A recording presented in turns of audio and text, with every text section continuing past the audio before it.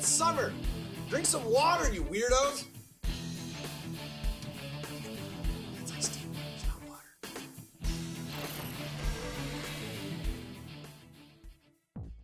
Hey, so we're in a series called Make It or Break It, where we're going all the way back to the very beginning of the Bible, to the book of Genesis. And last week, we looked at the story of creation, of how God created the world, and how it wasn't really a science lesson about exactly how God created the world or how long it took him to create, but the fact that God said what he created was good. But when we look around the world, everything's not so good. So what happened? Well, this story of creation also involves the first two peoples, the first two humans, or the first two humans who understand who God is. Their names were Adam and Eve, and they lived in a perfect place called the Garden of Eden.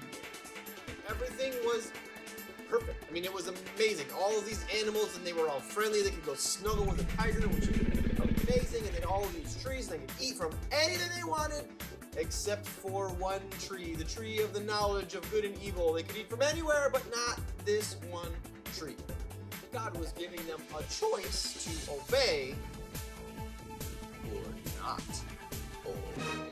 Now, you're smart. You can probably figure out where this is going. So one day, the serpent, and the word used for serpent is also the word that can be used for dragon. So you can call him the serpent or the dragon. Dragons are pretty sweet.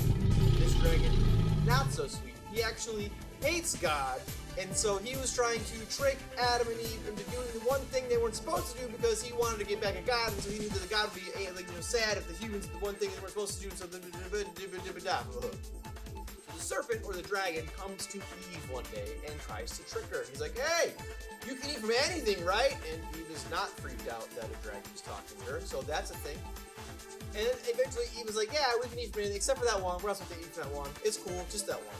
And the dragon, the serpent, he's all sly and trickery, right? And so he's like, "Oh man, God is just trying to hold you back. God doesn't want you to be the best thing possible. He's trying to hold you back, and he knows if you eat that tree, you're gonna get even better. You're gonna be so awesome. You're gonna know all of the things. So you know what? Forget God and his rules. You do your thing, because your thing is better." And we don't know how many times this happened. We don't know how long this took, but eventually Eve's like, "All right." And so she takes the fruit, she eats the fruit, she gives it to Adam, she's like, "Eat the fruit." Adam's like, "I don't know if we're supposed to eat the fruit." She's like, "Eat the fruit." He's like, "Okay." So he eats the fruit. And they quickly realized they had made a mistake. A big mistake.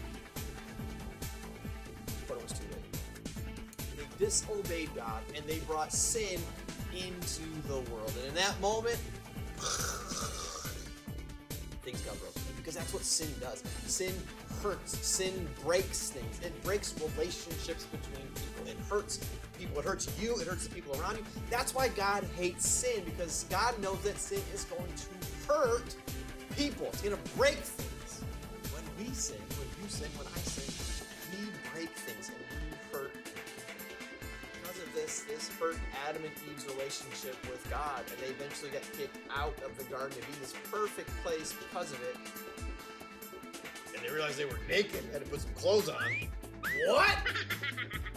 Thankfully, that's not where the story ends. That's not where our story ends either. Because every one of us has sinned. We have hurt people. We have broken relationships. We've hurt ourselves. And the beautiful part about God is he's not like, "Well, too bad, you sinned. Bye-bye."